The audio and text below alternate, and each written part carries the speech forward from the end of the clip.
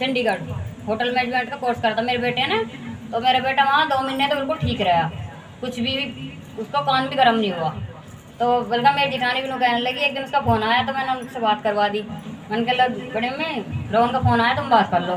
तो क्या कहती है कि कमीने तो 2 महीने में भूल गया, याद तो क्या करेगा, तो कभी फ़ोन करके भी पूछता। मगर नहीं बड़ी मम्मी, मेरे को टाइम नहीं मिलता, मैं ऑफिस जाता हूँ, ऑफिस से फिर घर आके फिर काम करके लेट जाता हूँ।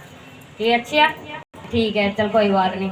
कि अब कब आ रहा है, दीदी की शादी में आऊँगा। तो बेटी की शादी कर दी जेठानी ने, तो 6 दिन की छुट्टी आया था। 6 दिन की छुट्टी काट कर जब वो दोबारा वहाँ गया तो दीदी उसकी इतनी तबीयत खराब हुई, क्या बताऊँ मैं आपको, बहुत तबीयत खराब हुई उसकी। कि 5 बजे उसको लेने भगे मेरे पति और मेरे जेठ के बेटे। 4-5 बजे उनके दोस्त ने फ़ोन करा कि अंकल इसकी तो बहुत तबीयत खराब हो रही है, आप उसको ले जाओ यहाँ से आकर। ये तो रुक ही नहीं रहा, भारे को भग रहा है ऐसे ऐसे कर। तो 4-5 बजे उसको लेने भगे, लेकर आए। फिर वो अगले दिन थोड़ा दिखाया, बोला ठीक से होगा, कहने लगा नहीं पापा मम्मी मैं तो वहीं जाऊँगा। बड़े वाले मना करें कि नहीं बड़ी मम्मी पापा वहीं जाऊँगा, वहीं से करूँगा। मैं कहा चल बेटा तू चला जा। चला गया। फिर उसकी फिर अगले दिन फिर उसे लेने भगे 4 बजे। फिर मैंने कहा मन नहीं बेटा तो ऐसे काम कर ले जैसे भी है, मगर दिहाड़ी मजदूरी जो कुछ करना तो यही कर ले, मगर मेरे दिल से दूर हो नहीं जा रहा बिल्कुल भी, मगर मैं नहीं जान दूँगी। कह ठीक है मम्मी। तो फिर मैंने इसको यहाँ दिखवाया, बोलो थोड़ा ठीक हो गया। तो फिर मैंने उसको वहाँ जान नहीं दिया दीदी बिल्कुल भी। अच्छा। तो फिर हाँ जी, तो मैं ऐसी मार्केट में सब्जी लेना आई थी यहाँ इधर, तो एक गुरु बहन मिली, कह लगी संगीता वो ठीक है, मैं काम करती हूँ ना फेस्ट में, खाना वाना बनाने का ये घरों में। तो फिर ठीक है, मैंने कहा हाँ दीदी कि कैसा हो रही। मैं क्या बताऊँ दीदी, बस बहुत परेशान है। कि क्या हो गया, मगर बेटे की ऐसे तबीयत खराब हो रही।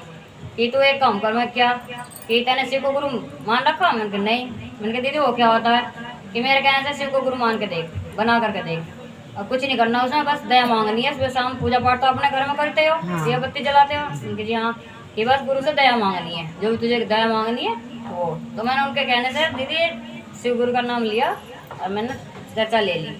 तो जब से मैंने चर्चा ली है तो मेरे बेटा इतना ठीक है, बहुत ज़्यादा है। मेरे बेटे का देखो काम वहाँ से तक उसने छोड़ दिया, मैंने वहाँ जान नहीं दिया।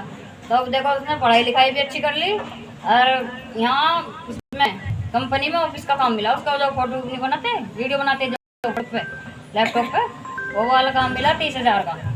और देखो शिव गुरु की दया से बेटे ने गाड़ी भी ले ली और काम भी इतना अच्छा चल रहा। और मेरे पति का जो काम रुका हुआ था, मेरे पति एमसीडी में नौकर है ना, तो पहले तो वे झाड़ू वाड़ू का काम करते थे।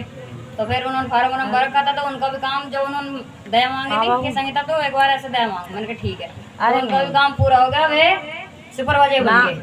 अब उन्होंने दरोगागिरी का फार्म रखा, उसकी भी उनकी लिस्ट आने वाली है दीदी।